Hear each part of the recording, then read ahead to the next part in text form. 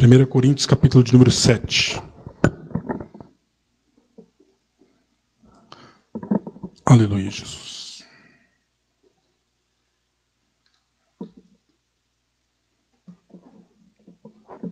Filho, vira para cá um pouco. Estamos mostrando. Aí. Capítulo de número 7 de 1 Coríntios.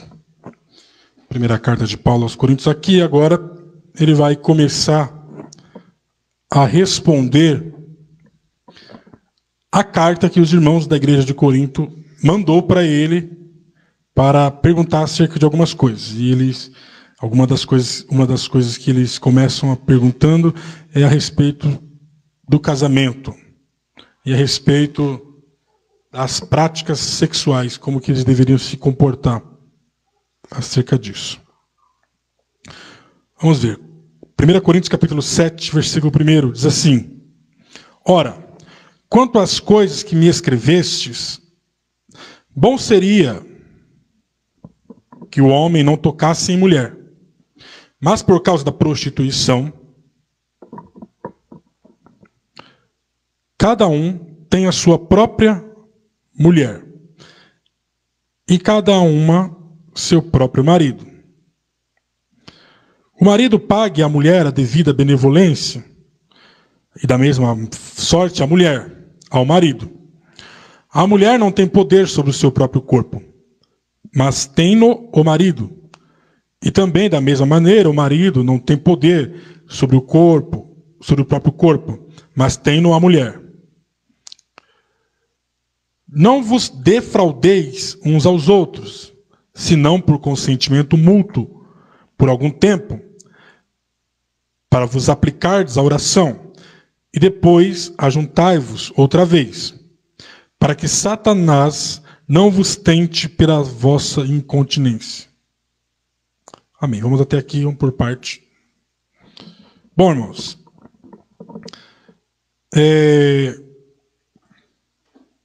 Paulo começa explicando para a igreja que seria bom que o homem ficasse só, mas por causa ele usa aqui a palavra prostituição. Mas quando se fala a palavra prostituição, para nós, dá a entender de vender o corpo, de se prostituir, ganhar dinheiro, né? Mas a palavra prostituição, na verdade, ela vem, traduzida do grego, porneia, como já expliquei, que quer dizer sexo, atitude sexual fora do casamento. Então, se aplica dentro dessa palavra porneia e prostituição, atos sexuais entre namorados, ficantes ou pessoas que não são casadas. Qualquer tipo de atitude sexual, qualquer tipo de ato sexual que esteja fora do casamento vai entrar nessa palavra porneia, na prostituição, que é traduzida aqui para o português como prostituição. Então ele vai dizendo, olha, se o homem, a mulher, não consegue se abster, ficar sem sexo, que case. Cada homem, cada mulher tem a sua mulher e tem o seu marido. Por que Paulo vai tocar nesse assunto, e mais para frente a gente vai ver que ele vai se aprofundar mais? Porque na igreja de Corinto, na cidade de Corinto, como vocês sabem, já tinha uma prática sexual muito grande. As pessoas eram pervertidas. Quando Paulo começou a igreja lá, ele pegou pesado acerca dos assuntos, acerca do sexo. Ele falou muito contra o sexo desordenado. Falou muito. E quando ele deixou a igreja, começou uma grande confusão. Por quê? Porque as pessoas começaram a ver o sexo e até mesmo o casamento como pecado. Então surgiu várias questões. Primeira questão, sexo é ruim. Sim, o Paulo falou que não pode, que sexo é pecado contra Deus, não pode, nem dentro do casamento podia. Então, começou a ter problemas. E as irmãs solteiras da igreja não queriam casar, querendo se santificar. Falaram, não, nós não vamos casar, porque se casar, a gente vai ter que ter atos sexuais, e Paulo diz que sexo é pecado, então a gente não pode casar. Outras pessoas tinham maridos que não eram cristãos. E aí, não queria também ficar com seus esposos. Porque, como meu marido não é crente, também eu não posso ficar com ele. Aí, ou da mesma forma, os irmãos da igreja. As esposas não eram crentes, eles falaram, eu não vou ficar com a minha esposa porque ela não é crente. Ou então eu tenho que separar do meu marido, tenho que separar da minha esposa porque ela não é crente. Isso começou a surgir essas questões. E Paulo vai escrever aqui dizendo assim, olha, não. O que eu falei foi contra a porneia. Quando eu estive aí e preguei para vocês, eu estava pregando, ensinando contra atos sexuais fora do casamento. Agora, cada homem, cada mulher tem a sua própria mulher, tem o seu próprio marido. Seria bom que ficasse solteiro. Mais para frente ele vai explicar por que ele diz que seria bom ficar solteiro. Ele diz, seria bom que vocês ficassem solteiros, mas por causa da prostituição, por causa do ato sexual fora do casamento, então que case. Melhor casar. Aí ele vai entrar no que estava acontecendo na igreja. O marido pague à mulher a devida benevolência, e da mesma sorte a mulher, ao marido. Por quê? As irmãs da igreja e os maridos da igreja, eles não estavam tendo suas intimidades. Eles não entenderam a primeira mensagem de Paulo e não queriam se relacionar com os seus maridos. Mesmo estando dentro da igreja, eles não falaram, não vamos não, Maria, hoje não. Nem hoje, nem amanhã. E os irmãos estavam passando um apuro lá. Estava estreito para o lado dos irmãos da igreja de Corinto. E para o lado de algumas irmãs também. E Paulo vai escrever, olha, o marido pague à mulher a devida benevolência. Vocês precisam, é um dever do marido e um dever da esposa. É uma dívida que há mútua entre o marido e a esposa se satisfazerem sexualmente. Por isso ele diz, você pague para sua mulher a devida benevolência, de boa vontade. Certo? A mulher não tem poder sobre o seu próprio corpo, mas tem no marido. Vamos lá. Onde que eu estou aqui, meu Deus do céu? E da mesma maneira, o marido não tem poder sobre o seu próprio corpo, mas tem numa mulher. Isso quer dizer que o marido e a esposa, os dois têm autonomia um no corpo do outro. Isso não serve de pretexto, né? Pode ter alguém que queira obrigar a esposa ou obrigar o marido a fazer certos tipos de coisas que a mulher não concorda. Não é isso. Está dizendo que o seu corpo, o corpo da mulher, foi feito, dado por Deus para satisfazer o seu marido, dentro das normalidades. E claro, e a mulher também. O corpo do homem foi feito para satisfazer a sua esposa. Isso não quer dizer que a esposa tem que ser uma escrava sexual, fazendo coisas que ela discorda que ela não quer. Da mesma forma o marido também. Por exemplo, ficar sem.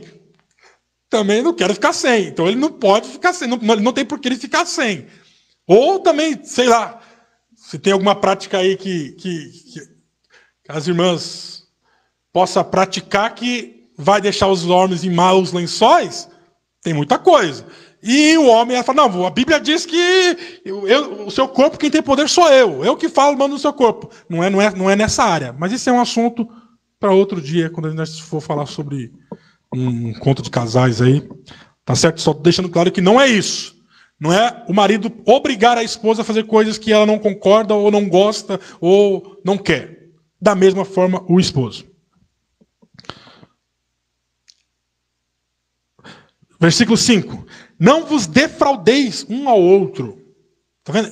Quando isso acontece, você está defraudando, está roubando do seu cônjuge uma coisa que pertence a ele. Uma coisa que é dele. Ou dela. Tá? Não vos defraudeis uns ao outro. Senão por consentimento mútuo. Os dois decidiram que vão ficar um período de tempo aí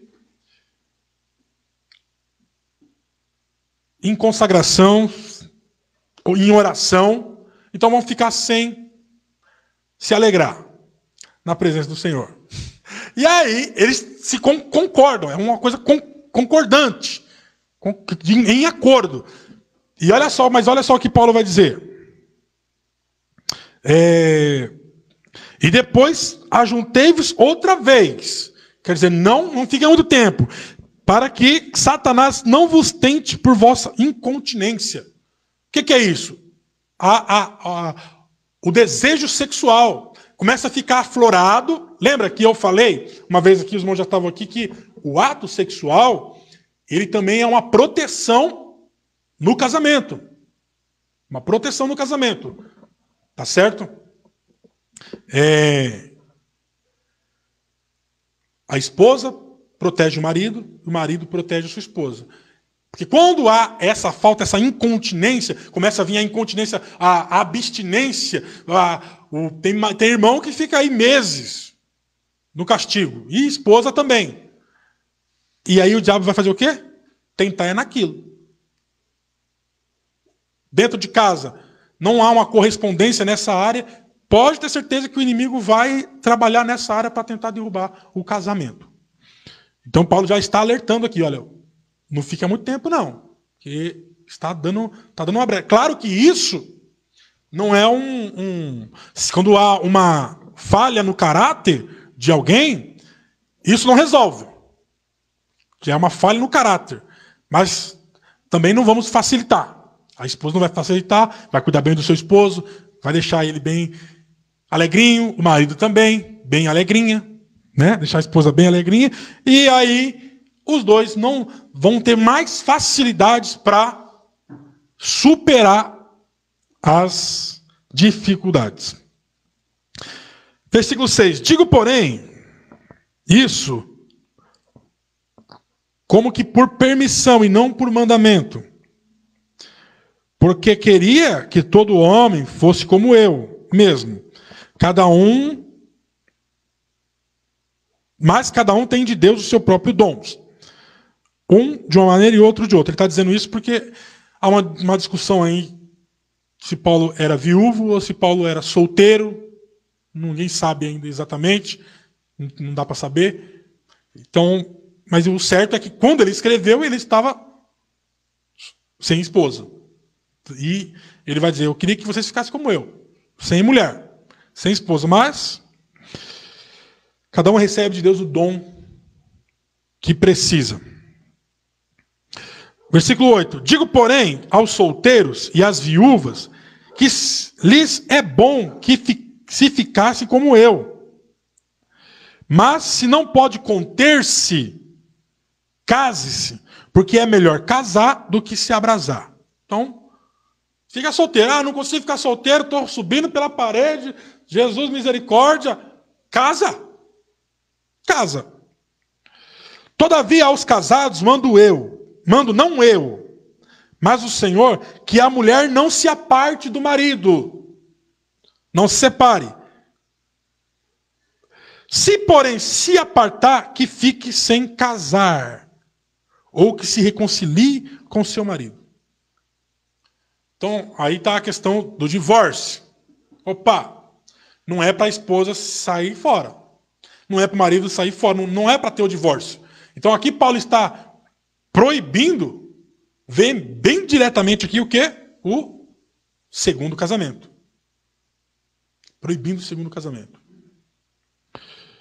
Ou separou, se divorciou, ou separou da esposa. Fiz uma bobeira, não era isso que eu queria. Então, volta e fica com o seu marido.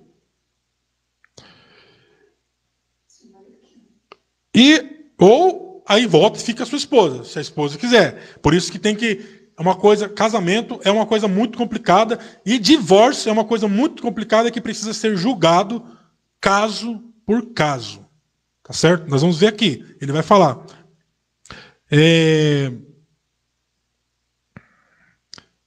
que o marido não deixe a sua mulher.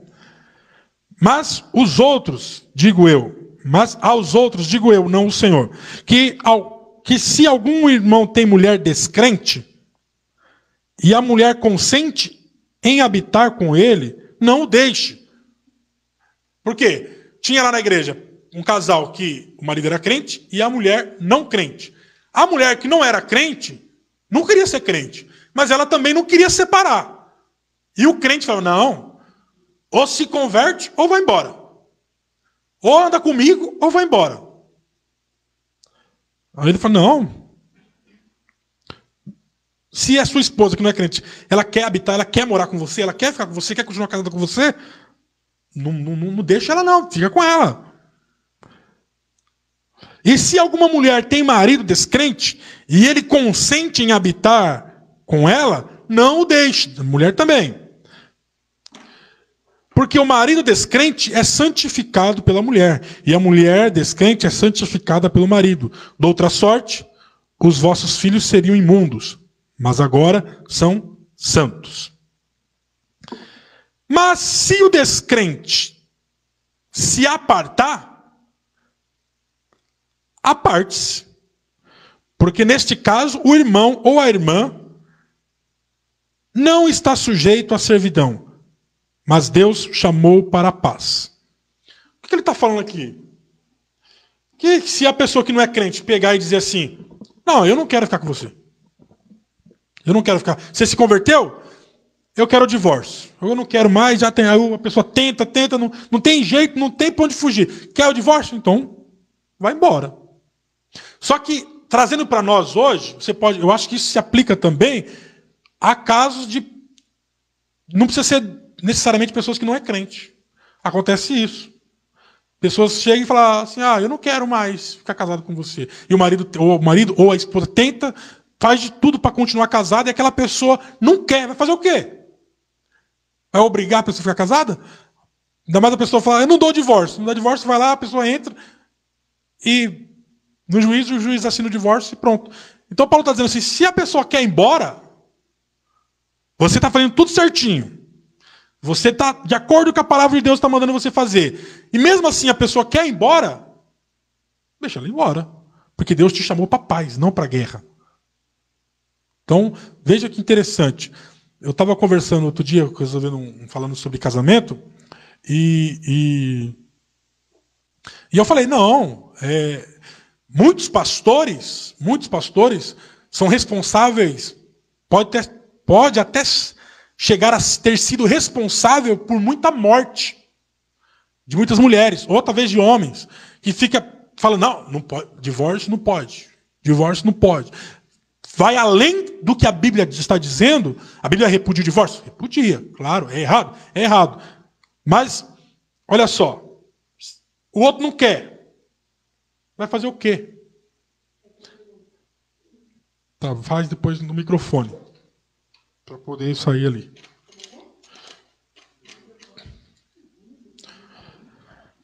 Perguntinha no microfone. O que acontece, irmãos? Por quê? Aí fica falando, não pode separar em hipótese nenhuma, e a mulher fica lá grudada no marido, o marido fica grudado na mulher, e um se degradando, e é xingo, e é agressão, e daqui a pouco, na hora que o fogo pega mesmo, um mata o outro. Ué, porque insistiu numa coisa que nem a Bíblia está mandando insistir. Quer separar? Se ele quer separar, não tem jeito. Já fez de tudo mesmo, já orou, já foi pro joelho, mas o camarada quer ir embora. Deixa ir embora. Cumprimento os irmãos com a paz do Senhor, amém? A minha pergunta às vezes a mulher faz tudo, tenta consertar o casamento para não chegar no divórcio, ou então às vezes é o homem. Como que fica uma pessoa dessa? Aquela pessoa pode casar de novo? Entendi. Vamos responder essa pergunta agora aqui. Olha, quer ver onde, que versículo eu estou, irmãos? Me ajuda aí. 15. Eu entendo que pode. Se o divórcio não partiu dela, não é ela que quis ir embora, mediante a esse versículo aqui, versículo 15, eu entendo que ela pode casar. A pessoa que quis o divórcio não pode casar. Que nós lemos ali. Versículo atrás aqui, ó. Cadê? Onde foi que a gente leu? Ó, versículo 15. Se, porém, se apartar, que fique sem casar. Então, se a pessoa quer se apartar, ela fica sem casar. Quem quis o divórcio, não pode casar de novo. Mas quem não teve o que fazer, eu acredito que pode, porque o versículo 15 me parece que dá margem para isso. O que você entende? É. Ó. E acabou o assunto aí?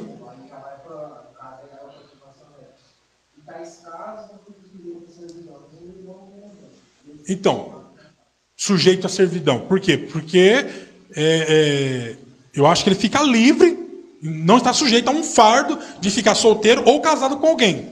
Eu acredito, eu vejo, entendo desta forma. Tá certo?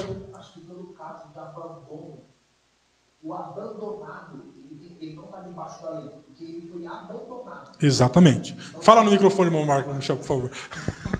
Explica isso aí que você falou de novo. Salve, irmãos, capaz do Senhor também, né? Eu comentei que, no caso, o abandonado, a pessoa que é abandonado, ela não vai ter por que ficar debaixo de uma servidão. Se ela fez tudo o que era possível e ela foi abandonada, Deus sabe que ela fez todas as coisas que foram possíveis.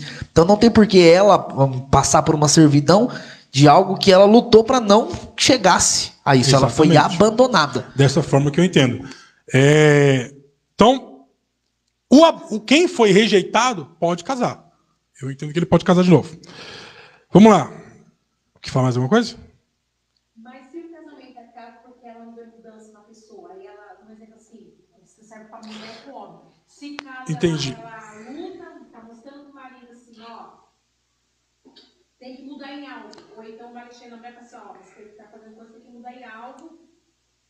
Aí a pessoa não muda. E a gente vai responder já, isso aí. É o seguinte. Aí a pessoa não pega o cara, assim, por exemplo, pega a mulher, chega e vai fazer, eu vou me separar de você porque eu não vejo mudança em você. Então quer dizer que se eu pedir divórcio, no caso, eu não posso fazer. Calma aí, eu vou responder. O abandono não é necessariamente a pessoa pegar a trouxinha dela e ir embora. Então o abandono acontece, é o estado de repúdio, que nós estávamos conversando lá. O estado de repúdio, o que é? O cara está dentro da casa, está casado com a esposa, mas não supre as necessidades, não cumpre as suas obrigações de marido. Ou a mulher também. Isso tanto na esfera sexual, tanto na esfera sentimental, tanto na esfera financeira. A mulher está abandonada, o cara está dentro da casa, está casado, mas a esposa está por conta dela. Ela foi abandonada. É um estado que a Bíblia chama de repúdio. A mulher foi repudiada pelo marido, ele não está nem aí para ela. Ele não quer mudança, ele não muda, ou ela não muda. Então, nesse caso, foi aí que Jesus disse, aquele que repudiar também sua mulher, que é abandonar, que dê também carta de divórcio. Está dizendo assim, se é para você ficar dentro da sua casa, não cumprir com suas obrigações, então que se divorcie. Entendeu? Então a mulher está fazendo de tudo. O cara não muda, ela tem o direito de exigir o divórcio. Para os dois. Tá certo? Mais alguma pergunta acerca disso? Não. Vamos lá.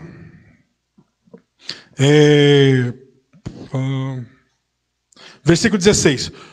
Porque onde sabes, ó mulher, se salvará teu marido? Ou onde sabes, ó marido, se salvarás tua mulher? Está dizendo assim, ó, não fica tentando, brigando por uma coisa que não vai dar certo, para tentar santificar o seu marido, porque você não sabe se você vai salvar ele. Ele não quer, então você não consegue mudar ele. Ou mudar ela. Versículo 17. E assim cada um ande como Deus lhe repartiu. Cada um como o Senhor o chamou. é o que ordeno em todas as igrejas. É alguém chamado estando circuncidado? Fique circuncidado. É alguém chamado estando incircuncidado? Não se circuncide. A circuncisão nada é nada e a incircuncisão nada é, mas sim a observância dos mandamentos de Deus. Cada um fique na vocação em que foi chamado. Fosse chamado sendo servo, não te dê cuidado. E se ainda pode ser livre, aproveita a ocasião. Porque o que é chamado pelo Senhor, sendo servo, é liberto do Senhor. E, da mesma maneira, também o que é chamado sendo livre, servo é de Cristo. Foste comprado por bom preço? Não vos façais servos dos homens. 24. Irmãos, cada um fique diante de Deus no estado em que foi chamado. Aí agora ele vai falar sobre as irmãs que eram solteiras e os jovens solteiros que não queriam casar. Ora, quanto às virgens, não tenho mandamento do Senhor. Dou, porém, o meu parecer, como quem tem alcançado misericórdia do Senhor para ser fiel. Tenho, pois, por bom, por causa da instante necessidade, que é bom para o homem o estar assim. Como? Virgem, solteiro. Por quê? Qual era essa necessidade? Os cristãos não tinham paz, eles estavam recebendo perseguições. Não tinham paz. Eles não tinham como construir uma casa, não tinham como ter um lugar bom para ficar. Ele estava hoje aqui, daqui a pouco estava correndo da perseguição romana. Então, não era bom ser casado naquela época. Nesse período, por exemplo.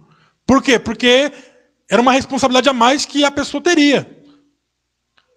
Está entendendo? Então ele vai dizer, olha, por causa das necessidades,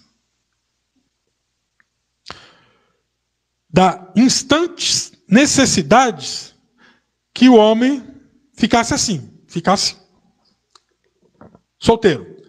Está ligado à mulher, não busque separar. Então, se converteu, está casado, agora já era, está casado, não se separa. Está livre de mulher, não busque mulher. Não tem responsabilidade com mulher nenhuma, não busque. Mas, se te casares, não peca. Olha aí, ele está dizendo, se te casares, não peca. Por quê? Os jovens também tinham uns que queriam casar. Puxa vida, mas se eu casar? Será que vai dar problema? Será que vai dar BO? Será que eu estou pecando? E Paulo vai dizer, não, se você casar, você não está pecando. Você pode casar, só que você vai sofrer mais. Você vai ter mais responsabilidades. E se a virgem se casar, não peca. Todavia, os tais terão tribulações na carne. E eu queria poupar-vos disso. Você quer casar, casa, mas vai ficar mais difícil, mais responsabilidade, os tempos são difíceis. Mas eu queria livrar vocês disso. Mas se vocês querem casar, casem. 29. Isto, porém, vos digo, irmãos, que o tempo se abrevia. O que resta é que também os que têm mulheres seja como se não tivessem. E os que choram como se não chorassem. E os que folgam como se não folgassem. E os que compram como se não possuíssem. E os que usam deste mundo como se dele não abusassem. Porque a aparência deste mundo passa. E bem quisera eu que estivesse sem cuidado. O solteiro cuida das coisas do Senhor, em como há de agradar o Senhor.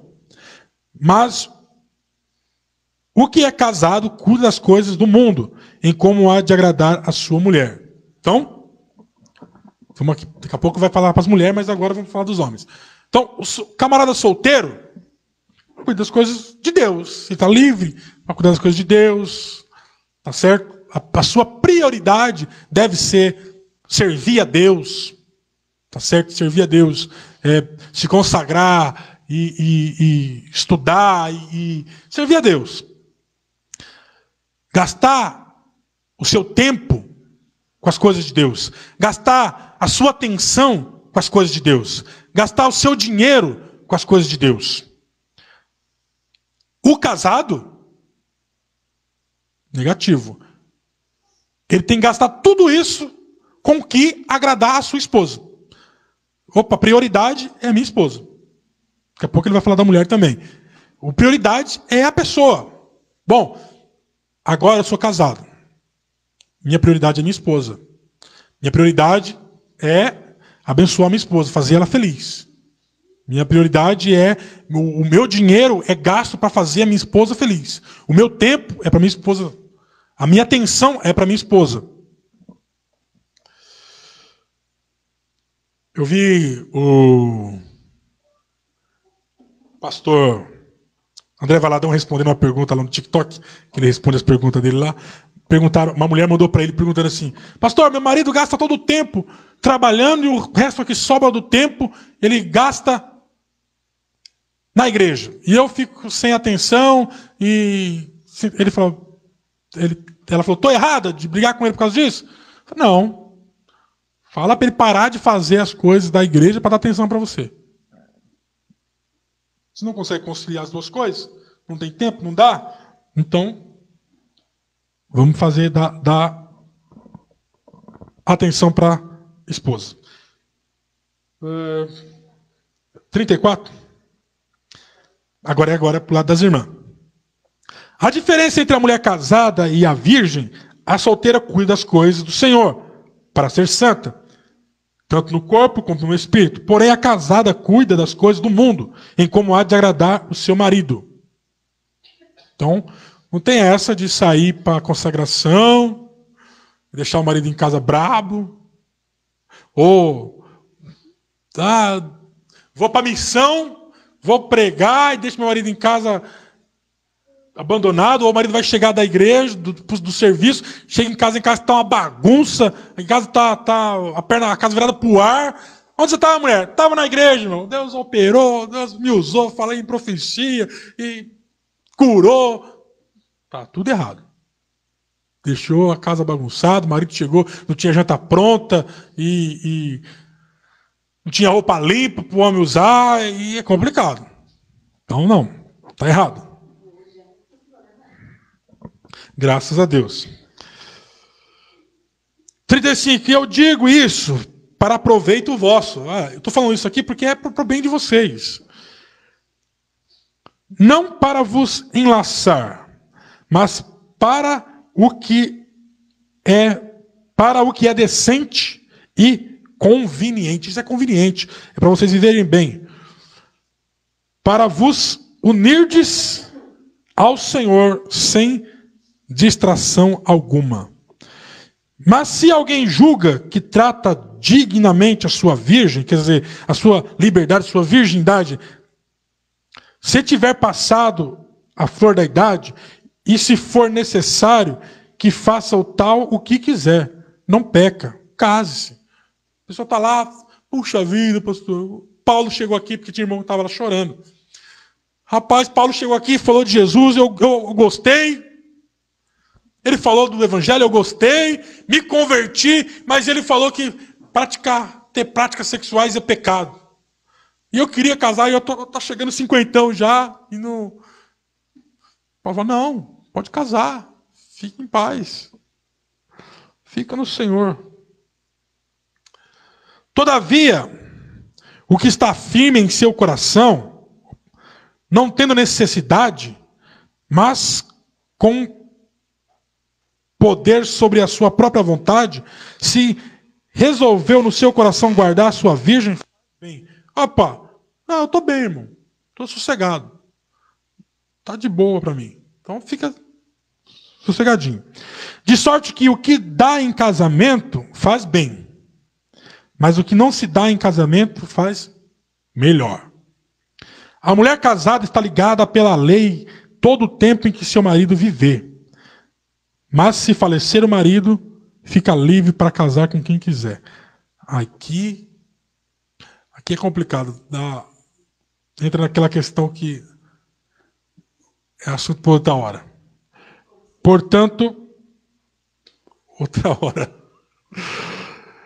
Portanto, que seja no Senhor. Seja, porém, mais bem-aventurado se ficar assim, segundo o meu parecer. E também eu cuido que tenha um Espírito de Deus. Então, é isso aí, irmãos. Respondeu a resposta dos casamentos, certo? Agora ele vai entrar num assunto que é mais... Eu mesmo achei mais complicado, e eu acho que a igreja ainda não entendeu esse texto de 1 Coríntios. Eu tenho absolutamente certeza que a igreja, muita gente não entendeu esse texto ainda. Wesley, liga para minha fonte aqui, filho, no computador que vai desligar.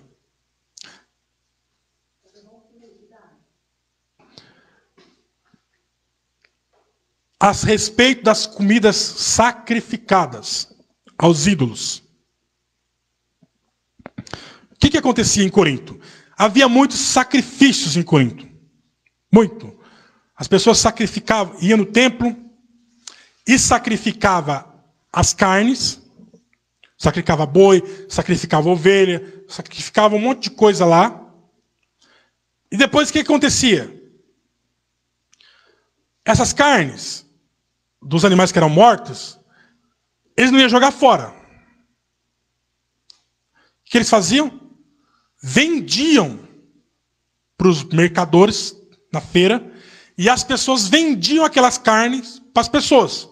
E as pessoas compravam aquela carne, tinha um preço diferente. Normalmente, em alguns lugares tinha essa carne aqui não foi sacrificada, essa aqui foi sacrificada. Era um preço diferente. E as pessoas compravam aquela carne e comiam. Certo? E tinha uma disputa lá na igreja. Porque metade dos irmãos da igreja comiam da carne sacrificada e falava assim, para mim, não tem diferença, não muda nada. É uma carne normal. Outros comiam da carne e ficavam assim, puxa vida, eu comi da carne sacrificada, pequei contra Deus. E outros comiam e falavam assim, não tem nada a ver não, rapaz, pode comer. E o outro comia porque o outro falou que comeu e ficava triste. E tinha os que não comiam e brigavam com os irmãos, vocês estão pecando. Comer onde já se viu comer comida sacrificada aos ídolos, aos santos. Né? Vamos ver o que Paulo vai responder acerca disso. Olha, por isso que eu falei que muita gente não entendeu isso aqui ainda. No tocante às coisas sacrificadas aos ídolos, sabemos que todos temos ciência. Sabemos que todos nós temos o quê? Inteligência. A ciência incha, mas o amor edifica. E se alguém cuida saber alguma coisa, ainda não sabe como convém saber. Mas se alguém ama a Deus, este é conhecido dele. Assim que, quanto ao comer das coisas sacrificadas aos ídolos, sabemos que o ídolo nada é no mundo, e que não há outro Deus senão um só. Então o que ele está dizendo? Que aqueles ídolos que eram sacrificados, eles eram Deus? Eles é Deus? Não. E que só tem um Deus, o nosso Deus. Porque ainda que haja também algum que se chamem deuses, quer no céu, quer na terra, como há muitos deuses e muitos senhores, todavia para nós há um só Deus, o Pai, de quem é tudo e para quem nós vivemos. E um só Senhor, Jesus Cristo, pelo qual são todas as coisas, e nós por ele. Mas nem em todos há conhecimento. Quer dizer, ele está dizendo assim, o que Paulo está querendo dizer aqui, a princípio, é o seguinte: o que vai mudar em um pedaço de carne que for sacrificado a um ídolo? O que vai mudar nele?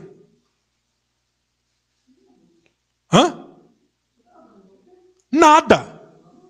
Não vai mudar nada nele, porque o ídolo não existe. Então aquela carne não está amaldiçoada. Quem comer vai ficar amaldiçoado, vai ficar...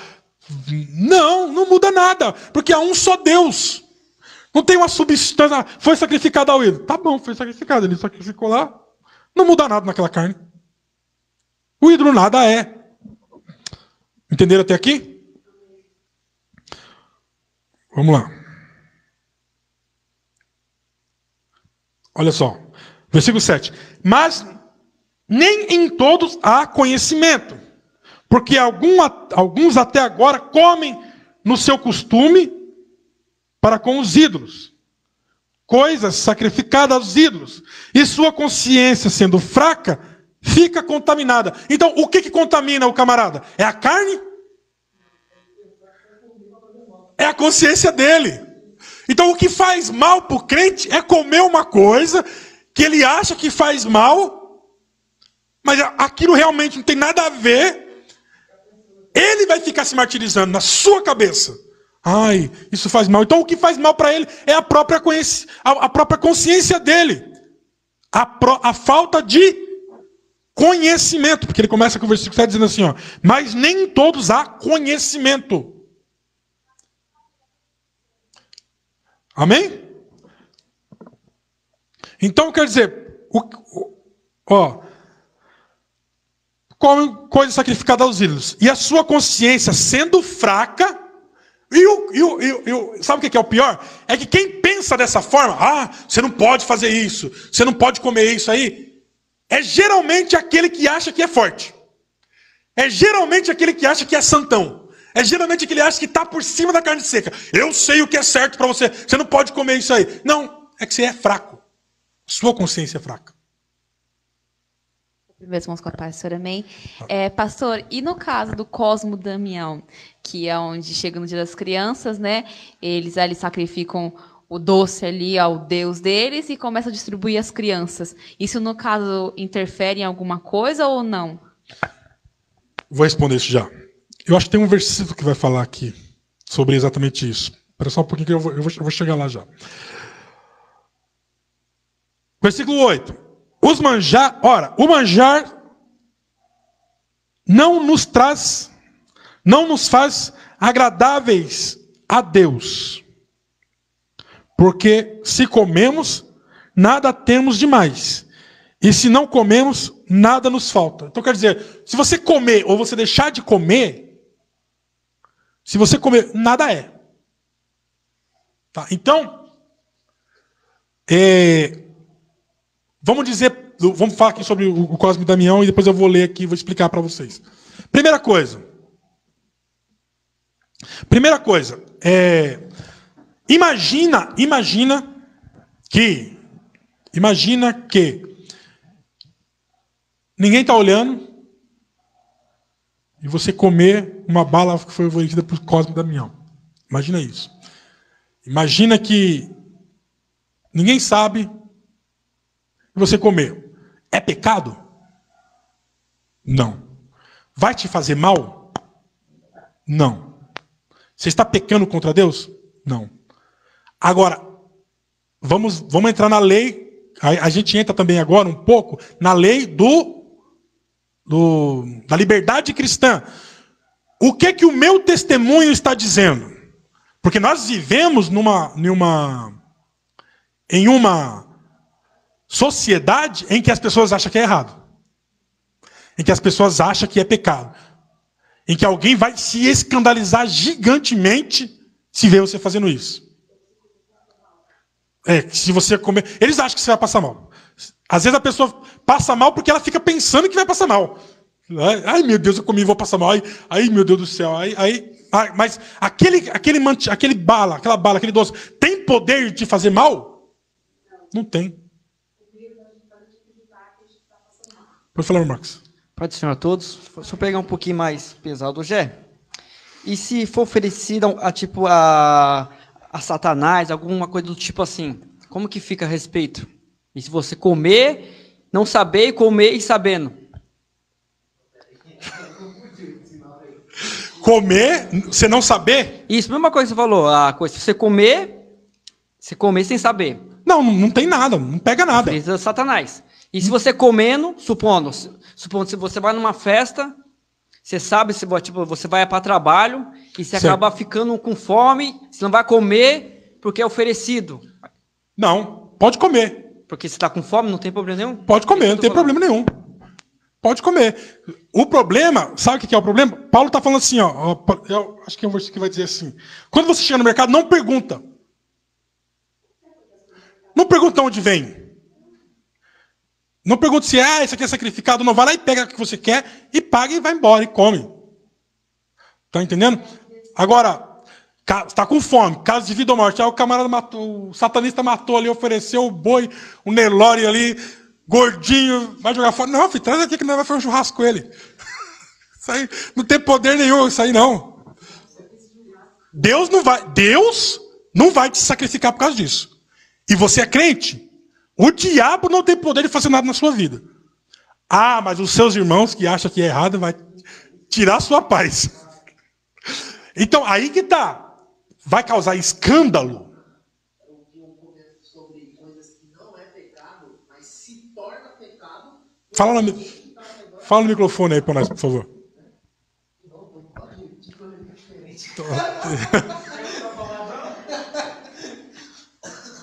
Falando que no caso é o caso de coisas que não são pecados se tornar pecado justamente pelas pessoas que estão ao redor se escandalizar por aquilo que está sendo feito. Exatamente. Então, a lei do amor é isso. Você deixar de fazer uma coisa que não é errada para preservar a consciência do irmão fraco. Mas tem que deixar bem claro que, irmão, não estou fazendo isso aqui por causa de você, porque você é fraco. Tá entendendo? Vamos lá. Para frente. Onde que eu parei, gente? Me ajuda aí. Vou ler para responder essa pergunta para sua aí. O manjar não nos faz agradáveis a Deus. O que você come não te deixa mais perto de Deus ou não. Porque se comemos, nada temos demais. E se não comemos, nada nos falta. Mas vede, olha só. Mas vede que essa liberdade não seja, de alguma maneira, escândalo para os fracos. Por isso que eu pedi para a irmã que eu ia ler o versículo. Está vendo aí? Então, você pode comer. Mas vai escandalizar alguém? Alguém vai ficar horrorizado por causa disso, porque ele tem a mente fraca? Então não faz. Evita.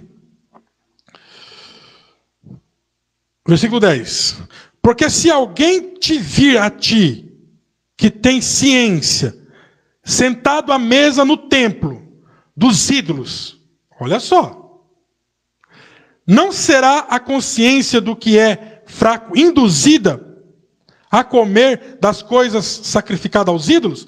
Por exemplo, o que ele está dizendo aqui é o seguinte, se alguém que acha que é errado, vê você, tem dois, ele fala de um problema aqui, mas eu vejo dois. Se alguém vê você comendo lá na mesa, olha, e Paulo vai além, ele fala assim, se vê você lá no templo do candomblé, lá dentro, na mesa, comendo da farofa, comendo lá, ele vai ser induzido a comer também. Ele fala assim, bom, o irmão Marcos está lá comendo, eu vou comer também. Só que na sua mente não é errado e não tem poder na sua vida. Para você não vai fazer problema nenhum. É esse o problema que Paulo está falando aqui. Mas na mente dele ele vai comer e vai ficar triste. Vai ficar chateado, vai achar que pecou. Entendeu? Ou não vai comer e vai sair falando de você para todo mundo, vai ficar escandalizado, vai... Entendeu? Então aí você tem um problema. Tá entendendo? Então, nós estamos no mato sem cachorro, porque às vezes tem coisas que não é errado, a gente tem que deixar de fazer para preservar o irmão. É complicado. Vamos lá. E pela sua ciência, e pela sua ciência perecerá o irmão fraco, pelo qual Cristo morreu. Olha aí, Paulo pegou pesado, hein? Falou, porque você é inteligente, porque você é forte, porque você tem conhecimento de que não faz mal, aí você come, o que é fraco perece, desvia. Só para esclarecer, Romanos 14:20 diz: não destruas a obra de Deus por causa de comida. Todas as coisas, na verdade, são limpas. Espera aí que eu me perdi. Mas é mal para o homem comer com escândalo. É bom não comer carne, nem beber vinho, nem fazer qualquer outra coisa com que teu irmão venha a tropeçar ou se ofender ou se enfraquecer. Tá entendendo? Então é complicado, porque o que falta hoje para a igreja brasileira é conhecimento, ciência. Tá entendendo? E amor fraternal. Porque uns falam assim, o outro é fraco, que problema dele. Se ele acha que está errado, é problema dele. Só que se nós ensinássemos para a igreja, tivesse um culto desse aqui, alguém explicando esse texto aqui dessa forma, eu acho que eu estou explicando mais ou menos razoavelmente, explicando para a igreja, e todo mundo achasse que não tem problema nenhum, você podia comer, irmão. Entendeu? O que falta na igreja? O que Paulo falou aqui? Falta de conhecimento. Mas o povo não tem. Então a gente tem que... Aí Paulo vai lá e pega no calcanhar. E fala assim, você vai fazer um irmão perecer por quem Jesus morreu. Quem quer essa culpa? Mas não tem como, né? Fala, não, eu não, Paulo. Prefiro ficar sem comer. Então, é complicado. Ora, pecando assim contra os irmãos e ferindo a sua fraca consciência, pecais contra Cristo. Aí responde a pergunta da irmã Carla. Porque aí nós vamos ferir. Se alguém me vê comendo a balinha do caldo da Damião, vai se escandalizar, vai ferir a consciência dele, aí eu estou pecando. Não por comer a bala em si, o relacionamento entre eu e a bala, ou eu e o doce. Porque o zoião viu eu comendo e vai ficar triste. Pelo que, se o manjar escandalizar o irmão, a meu irmão, nunca mais comerei carne, para que meu irmão não se escandalize. Isso é amor fraternal ao extremo. Irmão, não sei, não. Se alguém chegar para mim e falar assim, irmão, eu acho errado comer um contrafilé acebolado. Irmão, você vai achar errado, irmão, que eu vou comer. Entendeu? Então ele falou assim, se alguém, olha como Paulo amava, se alguém achar errado, eu nunca mais comerei carne, para que ele possa ir para o céu, para que ele não se escandalize. Forte, né, irmãos? Amém? Alguma pergunta? Não? Deus abençoe. Até terça-feira que vem, nós estaremos juntos de novo e falando a respeito do capítulo 9. Deus abençoe a todos. Vamos ficar de pé? Vamos fazer